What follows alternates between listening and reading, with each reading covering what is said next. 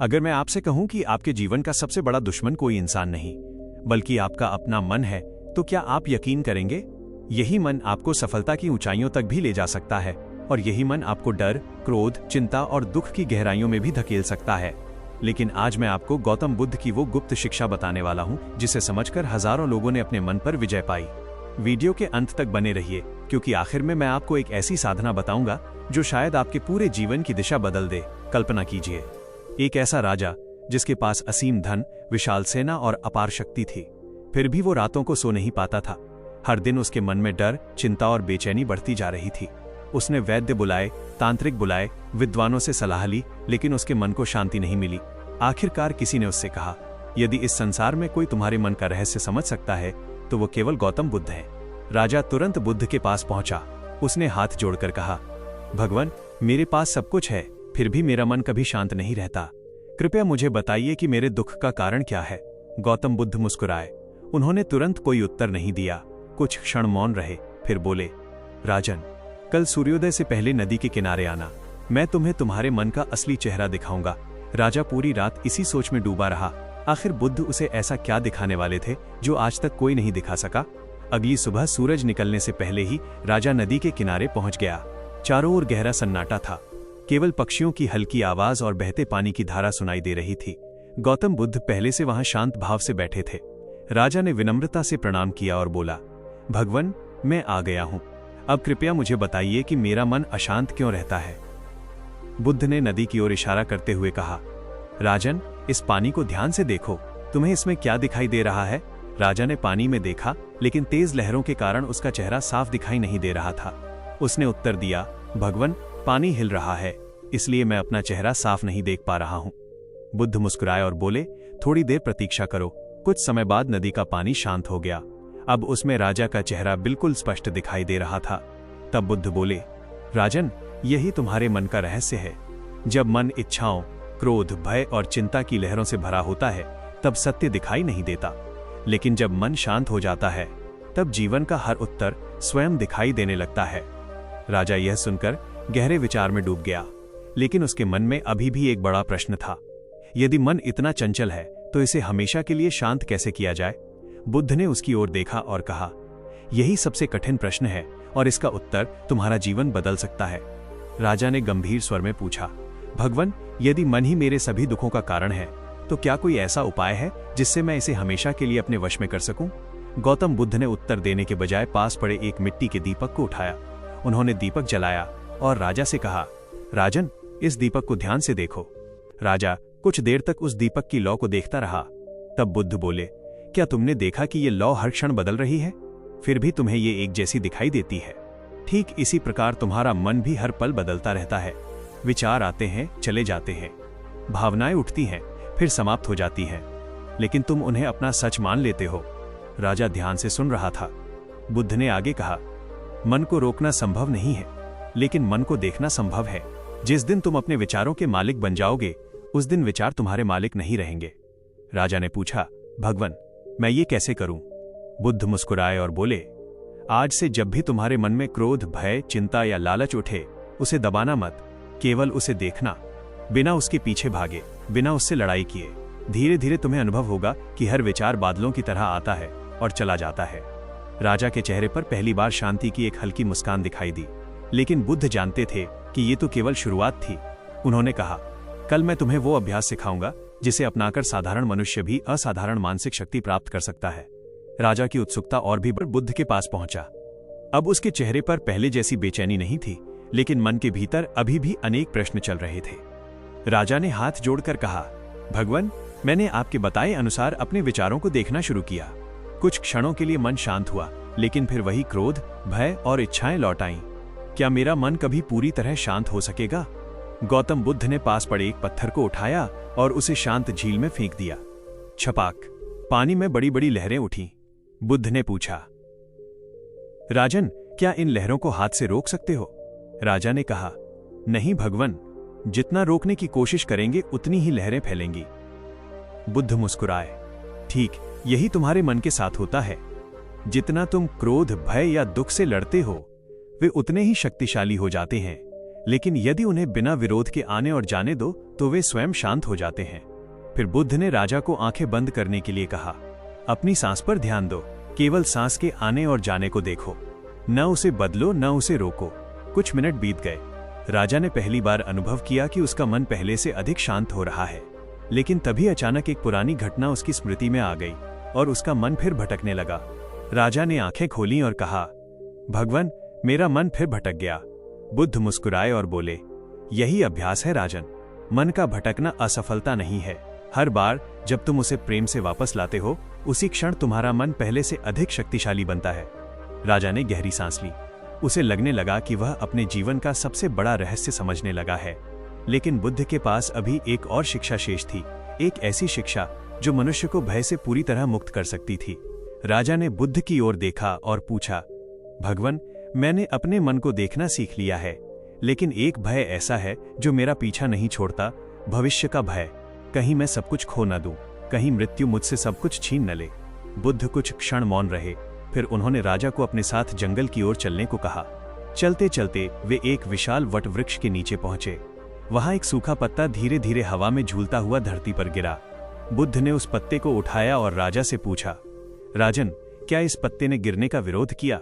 राजा ने उत्तर दिया, नहीं भगवान, जब समय आया ये सहज ही धरती पर आ गया। बुद्ध बोले, यही प्रकृति का नियम है। जो जन्मा है वो बदलेगा, जो मिला है वो एक दिन छूटेगा, जो आज है वो कल नहीं रहेगा। दुख इसलिए नहीं होता कि चीजें बदलती हैं, दुख इसलिए होता है क्योंकि मन चाहता है कि सब कुछ हमेशा वैसा ही रहे। राजा गहरे चिंतन में डूब गया। बुद्ध ने आगे कहा, जिस दिन तुम परिवर्तन को शत्रु नहीं बल्कि जीवन का नियम मान लोगे, उसी दिन तुम्हारे अधिकांश भय समाप्त हो जाएंगे। उसी समय तेज हवा चली, पेड़ों की शाखाएं झूमने लगीं, लेकिन वट वृक्ष अपनी गहरी जड़ों के कारण अडिग खड़ा रहा। बुद्ध ने वृक्ष की ओर संकेत करते हुए कहा, मनुष्य को इस वृक्ष की तरह बनना चाहिए। परिस्थितियां बदलेंगी, लोग बदलेंगे, समय बदलेगा, लेकिन जिसका मन सत्य और धैर्य में जड़ें जमा लेता है, उसे कोई तूफान नहीं गिरा सकता। राजा की आंखों में अब पहले जैसी बेचैनी नहीं थी। उसे महसूस हुआ कि उसका सबसे बड़ा शत्रु बाहर नहीं भीतर था, और अब वो उसे पहचानने लगा था। राजा कई दिनों से बुद्ध की शिक्षाएं सुन रहा था। उसे लगने लगा था कि अब उसने अपने मन पर विजय पा ली है। एक दिन बुद्ध ने कहा, राजन, कल तुम्हारी अंतिम परीक्षा होगी। यदि तुम सफल हुए तो समझ लेना कि तुम्हारा मन वास्तव में बदल चुका है। अगली सुबह बुद्ध राजा को एक व्यस्त बाजार में ले गए। उन्होंने राजा के हाथ में तेल से भरा एक कटोरा दिया और कहा, इस कटोरे को पूरे बाजार में लेकर चलो। यदि तेल की एक भी बूंद गिरी तो परीक्षा असफल मानी जाएगी। राजा चल पड़ा। बाजार में ढोल बज रहे थे, लोग चिल्ला रहे थे, व्यापारी आवाजें लगा रहे थे, बच्चे दौड़ रहे थे। चारों ओर इतना शोर था कि किसी का भी ध्यान भटक सकता था, लेकिन राजा की पूरी दृष्टि केवल कटोरे पर थी। कुछ देर बाद वो बिना एक भी बूंद गिराए वापस बुद्ध के पास पहुंच गया। बुद्ध ने मुस्कुराकर पूछा, राजन, रास्ते में नाचने वाले कलाकार कैसे? राजा बोला, भगवान, मैंने उन्हें देखा ही नहीं। बाजार में जो संगीत बज रहा था वो कैसा था? राजा ने उत्तर दिया, मैंने वह भी नहीं सुना। मेरा पूरा ध्यान केवल कटोरे पर था। बुद्ध मुस्कुराए और बोले, यही ध्यान है। जब मन अपने लक्ष्य पर स्थिर हो जाता है, तब संसार का शोर उसे विचलित नहीं कर सकता। जिस दिन तुम्हारा ध्यान इसी प्रकार सत्य और जागरूकता पर टिक जाएगा, उसी दिन कोई भी भय, क्रोध या लालच तुम्हें हिला नहीं पाएगा। राजा की आंखें नम हो गईं। उसे समझ आ गया कि मन को जीतने का रहस्य बाहर नहीं, बल्कि अटूट एकाग्रता और जागरूकता में छिपा है। बुद्ध और राजा गांव की ओर बढ़ रहे थे। रास्ते में लोगों की भीड़ लगी थी। तभी एक क्रोधित व्यक्ति बुद्ध के सामने आकर ऊंची आवाज में बोलने लगा। वो बुद्ध का अपमान करने लगा, कठोर शब्द कहे, आरोप लगाए, लेकिन बुद्ध शांत खड़े रहे। उनके चेहरे पर न क्रोध था न चिंता। राजा ये देखकर अपने क्रोध पर काबू नहीं रख पाया। उसका हाथ तलवार की मूठ पर चला गया। बुद्ध ने धीरे से कहा, राजन, शांत रहो। क्रोध का उत्तर क्रोध से नहीं दिया जाता। कुछ देर बाद वो व्यक्ति स्वयं थक गया और वहां से चला गया। राजा ने आश्चर्य से पूछा, भगवान, किसी के इतने कठोर शब्द सुनकर भी आपका मन विचलित कैसे नहीं हुआ? बुद्ध मुस्कुराए और बोले, जिसके भीतर शांति होती है, उसे बाहर का शोर नहीं हिला सकता।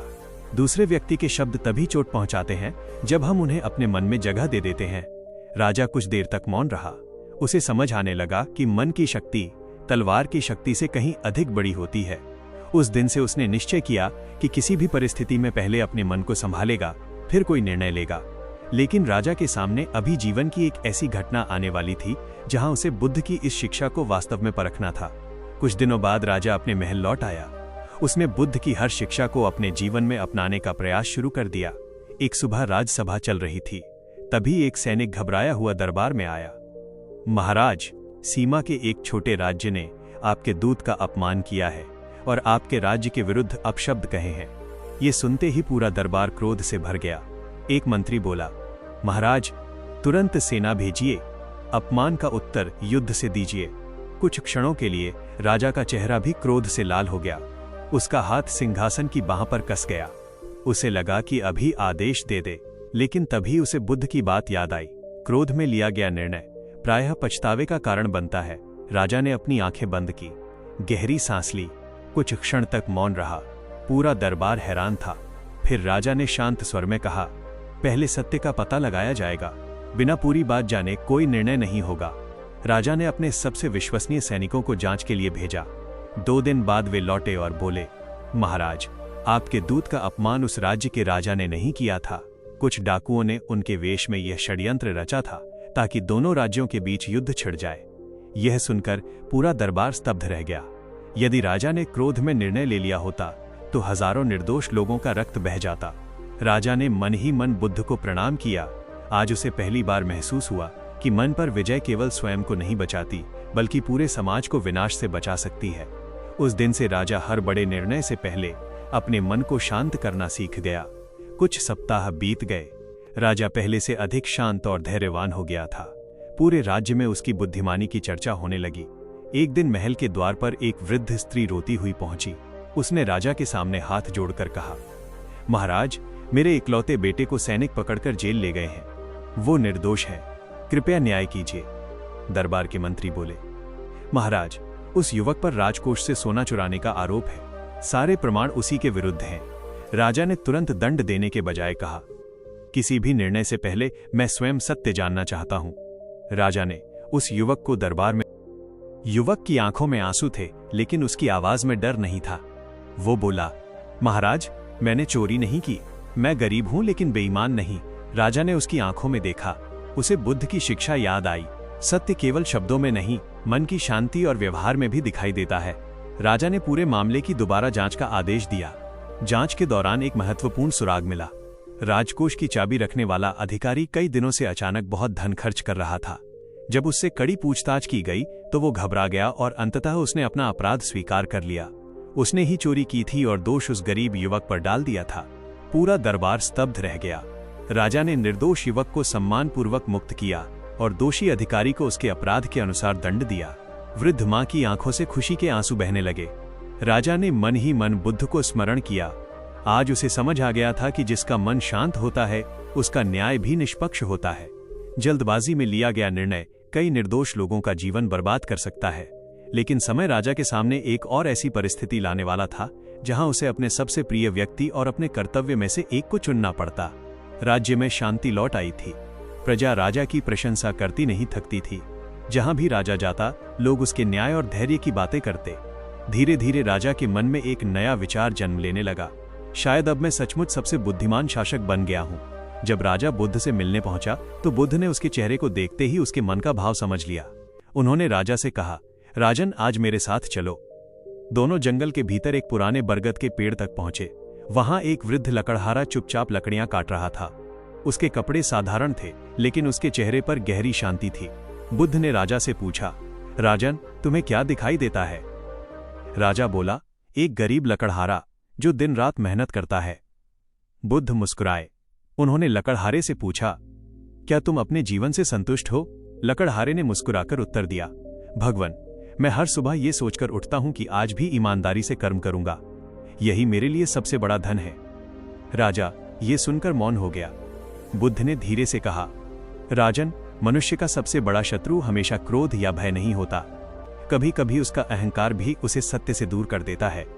जिस दिन मनुष्य सोचने लगे कि उसे सब कुछ पता है, उसी दिन उसका सीखना समाप्त हो जाता है। राजा ने सिर झुका लिया।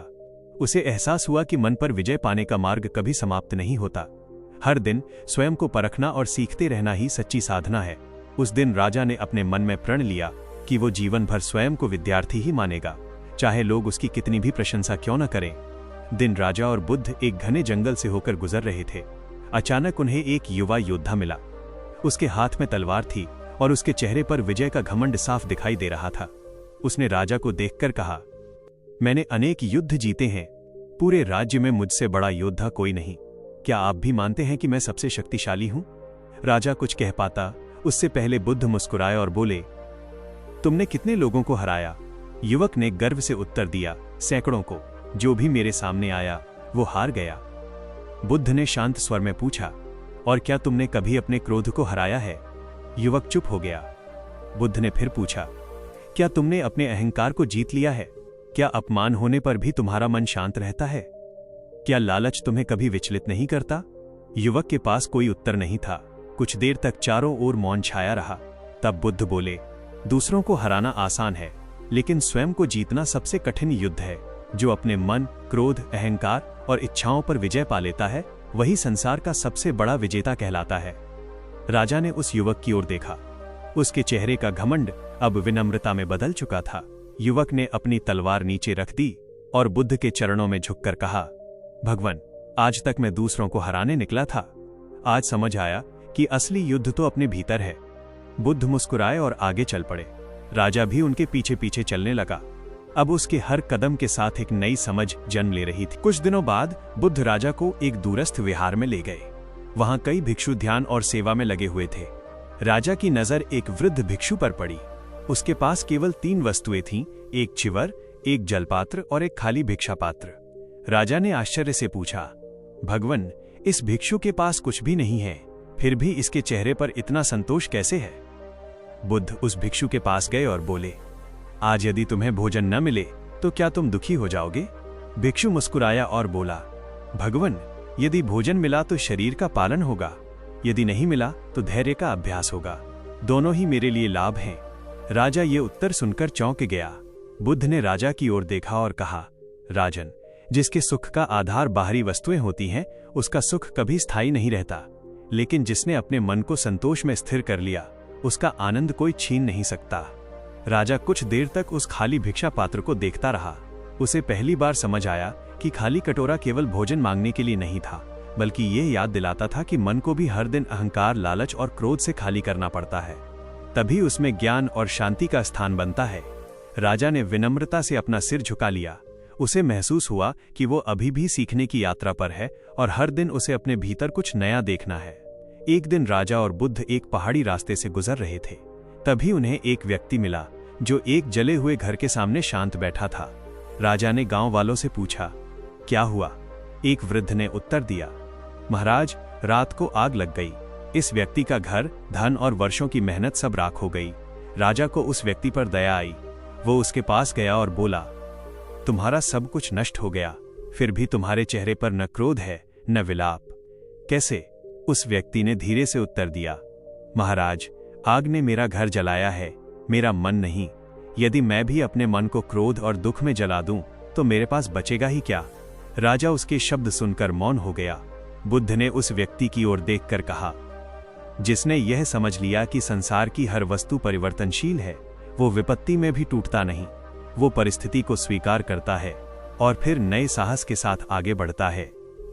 राजा ने पूछा, भगवान, क्या दुख महसूस करना गलत है? बुद्ध ने उत्तर दिया, नहीं राजन, दुख स्वाभाविक है, लेकिन दुख में डूबे रहना मन की आदत बन जाती है। बुद्धिमान व्यक्ति आंसू बहाने के बाद भी उठता है, स्वयं को संभालता है और फिर कर्म के मार्ग पर चल पड़ता है। राजा ने उस व्यक्ति की सहायता करने का आदेश दिया, लेकिन उससे भी अधिक उसने उस दिन एक अमूल्य शिक्षा अपने हृदय में उतार ली। सच्ची शक्ति कभी धन या महलों से नहीं आती, बल्कि उस मन से आती है जो सबसे कठिन समय में भी आशा नहीं छोड़ता। राजा और बुद्ध आगे बढ़ गए। राजा के मन में अब एक नया प्रश्न जन्म ले चुका था, क्या मनुष्य बिना किसी भय के जीवन जी सकता है? अगली सुबह राजा बुद्ध के साथ एक घने वन से होकर गुजर रहा था। रास्ता शांत था, लेकिन अचानक झाड़ियों में तेज आवाज हुई। राजा के सैनिक तुरंत तलवारें निकालकर खड़े हो गए। कुछ क्षणों के लिए राजा के मन में भी भय उत्पन्न हुआ। तभी झाड़ियों से एक छोटा सा हिरण बाहर निकला और दौड़ता हुआ जंगल में गायब हो गया। राजा ने राहत की सांस ली। बुद्ध मुस्कुराए और बोले, राजन, देखा तुमने, खतरा आने से पहले ही मन ने भय पैदा कर दिया। राजा ने सिर झुकाकर कहा, सच है भगवन, मैंने बिना सत्य जाने ही डर को सच मान लिया था। बुद्ध एक चट्टान पर बैठ गए और बोले, मन की यही आदत है, वह कल्पनाओं को भी वास्तविकता बना देता है। इसलिए जो व्यक्ति हर विचार पर विश्वास कर लेता है वो जीवन भर भय में जीता है। राजा ध्यान से सुन रहा था। बुद्ध ने आगे कहा, जब भी भय आए स्वयं से 3 प्रश्न पूछो, क्या ये वास्तव में हो रहा है? क्या मेरे पास इसका कोई प्रमाण है? और यदि ये सच भी हो जाए तो क्या मैं धैर्य और बुद्धि से इसका सामना नहीं कर सकता? राजा कुछ देर मौन रहा। उसे महसूस हुआ कि उसके अधिकांश भय वास्तविक नहीं बल्कि उसके मन की कल्पनाएं थे। उसने बुद्ध से कहा, भगवन, आज मैं समझ गया कि भय बाहर से कम और भीतर से अधिक जन्म लेता है। बुद्ध ने मुस्कुराकर उत्तर दिया, जिसने अपने मन को समझ लिया उसने भय की जड़ को पहचान लिया, और जो जड़ को पहचान लेता है वो धीरे धीरे उसे समाप्त भी कर देता है। उस दिन के बाद राजा ने हर कठिन परिस्थिति में घबराने के बजाय पहले सत्य को देखना सीखा। धीरे धीरे उसका मन पहले से अधिक स्थिर और निडर होता गया। कुछ दिनों बाद राजा ने बुद्ध से पूछा, भगवन, जब कोई बार बार हमारा अपमान करे या हमारे विरुद्ध झूठ फैलाए तब क्या हमेशा मौन रहना ही उचित है? बुद्ध ने तुरंत उत्तर नहीं दिया। उन्होंने राजा को एक शांत झील के किनारे बैठने के लिए कहा। दोनों बिना कुछ बोले बैठे रहे। समय बीतता गया। केवल हवा की सरसराहट और पक्षियों की मधुर आवाज सुनाई दे रही थी। कुछ देर बाद बुद्ध ने पूछा, राजन, इस मौन में तुम्हें क्या सुनाई दिया? राजा ने उत्तर दिया, भगवन, पहले तो मुझे कुछ भी सुनाई नहीं दे रहा था, लेकिन जैसे जैसे मेरा मन शांत हुआ मैंने पक्षियों की आवाज, बहते जल की ध्वनि और हवा की सरसराहट को स्पष्ट सुनना शुरू कर दिया। बुद्ध मुस्कुराए और बोले, यही मौन की शक्ति है। जब मन शोर से भर जाता है तब सत्य की आवाज दब जाती है, लेकिन जब मन शांत होता है तब सही निर्णय स्वयं स्पष्ट होने लगता है। उसी समय एक व्यक्ति दौड़ता हुआ आया और बोला, महाराज, कुछ लोग आपके बारे में झूठी बातें फैलाकर प्रजा को भड़काने की कोशिश कर रहे हैं। राजा ने बुद्ध की ओर देखा। बुद्ध ने केवल इतना कहा, सत्य को अपनी रक्षा के लिए शोर की आवश्यकता नहीं होती। पहले सत्य की जांच करो, फिर उचित समय पर उचित कर्म करो। राजा ने बिना क्रोध किए पूरी घटना की जांच करवाई। कुछ ही दिनों में सच्चाई सामने आ गई और झूठ फैलाने वाले स्वयं लोगों के सामने शर्मिंदा हो गए। उस दिन राजा ने समझ लिया कि हर बात का उत्तर शब्दों से नहीं दिया जाता। कई बार धैर्य, सत्य और सही समय सबसे प्रभावशाली उत्तर होते हैं। राजा का मन अब पहले से अधिक स्थिर हो चुका था, लेकिन जीवन उसे अभी और भी गहरी परीक्षाओं से गुजारने वाला था। एक शाम राजा बुद्ध के साथ एक छोटे से गांव पहुंचे। सूर्य अस्त हो चुका था और चारों ओर घना अंधकार फैलने लगा था। गांव के लोग घबराए हुए थे। वे बार बार कह रहे थे, काश यह अंधेरा किसी तरह समाप्त हो जाए। तभी बुद्ध ने एक छोटे बच्चे को बुलाया और उससे कहा, एक दीपक लेकर आओ। बच्चा तुरंत मिट्टी का एक दीपक लेकर आया। बुद्ध ने उसमें बाती जलाई। जैसे ही दीपक जला, उसके आसपास का अंधकार हटने लगा। बुद्ध ने राजा से पूछा, राजन, इस छोटे से दीपक ने अंधकार से युद्ध किया या केवल प्रकाश फैलाया? राजा ने उत्तर दिया, भगवन, उसने युद्ध नहीं किया, वो केवल जलता रहा और अंधकार स्वयं हट गया। बुद्ध मुस्कुराए और बोले, मनुष्य का मन भी ऐसा ही है। यदि तुम अपने भीतर ज्ञान, करुणा और धैर्य का दीपक जलाओगे तो क्रोध, ईर्ष्या और भय का अंधकार अपने आप कम होने लगेगा। बुराई से लड़ने से पहले अपने भीतर अच्छाई को मजबूत करना सीखो। राजा गहरे विचार में डूब गया। उसे समझ आ गया कि जीवन की हर समस्या से लड़ना आवश्यक नहीं होता। कई बार अपने भीतर का प्रकाश बढ़ाना ही सबसे बड़ा समाधान होता है। उस रात राजा ने आकाश की ओर देखा। अनगिनत तारों के बीच उसे ऐसा लगा जैसे उसके भीतर भी एक छोटा सा दीपक जल चुका हो, जो हर कठिन समय में उसे सही मार्ग दिखाएगा। एक सुबह बुद्ध ने राजा से कहा, राजन, आज तुम मेरे साथ चलोगे, लेकिन राजा बनकर नहीं, एक साधारण यात्री बनकर। राजा ने साधारण कपड़े पहने और दोनों एक दूर के गांव पहुंच गए। गांव में किसी ने राजा को पहचाना नहीं। दोनों एक कुएं के पास बैठे ही थे कि एक गरीब किसान आया। उसने बिना कुछ पूछे अपने घड़े का पानी दोनों को पिला दिया और बोला, यात्री की सेवा करना ही सबसे बड़ा धर्म है। राजा ने मुस्कुराकर उसका धन्यवाद किया। थोड़ी दूर आगे बढ़े तो एक धनी व्यापारी मिला। उसने दोनों को देखकर कहा, यहां से चले जाओ, मेरे पास तुम्हारे लिए समय नहीं है। राजा ये देखकर हैरान रह गया। शाम को बुद्ध ने पूछा, राजन, आज तुमने क्या सीखा? राजा ने कहा, भगवन, जब मैं सिंहासन पर बैठता हूं लोग मेरे पद का सम्मान करते हैं, लेकिन आज मैंने देखा कि असली सम्मान मनुष्य के चरित्र का होता है, उसके वस्त्र या पद का नहीं। बुद्ध मुस्कुराए और बोले, यही कारण है कि बुद्धिमान व्यक्ति कभी अपने पद पर घमंड नहीं करता। पद बदल सकता है, धन समाप्त हो सकता है, लेकिन अच्छा चरित्र जीवन भर मनुष्य का साथ देता है। राजा ने उस दिन संकल्प लिया कि वो ऐसा शासक बनेगा जिसे लोग उसके मुकुट से नहीं बल्कि उसके व्यवहार से याद रखें। कुछ दिनों बाद बुद्ध राजा को लेकर एक प्राचीन मंदिर के बाहर पहुंचे। मंदिर की सीढ़ियों पर एक वृद्ध भिखारी शांत भाव से बैठा था। उसके पास न धन था न कोई परिवार, फिर भी उसके चेहरे पर अजीब सी शांति थी। राजा ने आश्चर्य से पूछा, भगवन, जिसके पास कुछ भी नहीं है वो इतना प्रसन्न कैसे हो सकता है? बुद्ध ने भिखारी के पास जाकर पूछा, तुम्हें सबसे बड़ा सुख किस बात से मिलता है? भिखारी मुस्कुराया और बोला, भगवन, पहले मैं हर समय सोचता था कि मेरे पास क्या नहीं है, इसलिए मैं हमेशा दुखी रहता था। लेकिन जिस दिन मैंने गिनना शुरू किया कि मेरे पास क्या क्या है, ये जीवन, ये सांस, ये आकाश, ये सूरज और आज का ये दिन, उसी दिन मेरा दुख कम होने लगा। राजा ध्यान से उसकी बातें सुन रहा था। बुद्ध ने राजा की ओर देखकर कहा, राजन, जो व्यक्ति हर समय अपनी कमी गिनता है वो कभी संतुष्ट नहीं हो सकता, लेकिन जो अपने पास मौजूद वरदानों को पहचान लेता है उसके भीतर कृतज्ञता जन्म लेती है, और जहां कृतज्ञता होती है वहां मन धीरे धीरे शांत होने लगता है। राजा कुछ देर तक मौन रहा। उसे एहसास हुआ कि वो भी कई बार उन चीजों के पीछे भागता रहा जो उसके पास नहीं थी, जबकि उसके पास पहले से ही बहुत कुछ था। महल लौटते समय राजा ने निश्चय किया कि अब वो हर सुबह सबसे पहले अपने जीवन के उन उपहारों को याद करेगा जो उसे बिना मांगे मिले हैं। उसी दिन से उसके व्यवहार में एक नया परिवर्तन दिखाई देने लगा। प्रजा ने देखा कि राजा पहले से अधिक विनम्र, दयालु और प्रसन्न रहने लगा था। कुछ दिनों बाद बुद्ध और राजा एक गांव से होकर गुजर रहे थे। गांव के बच्चे बुद्ध के चारों ओर इकट्ठा हो गए। उनमें से एक छोटा बालक आगे आया। उसने मासूमियत से पूछा, भगवन, यदि मनुष्य को सबसे बड़ा बनना हो तो उसे क्या करना चाहिए? राजा मुस्कुराया।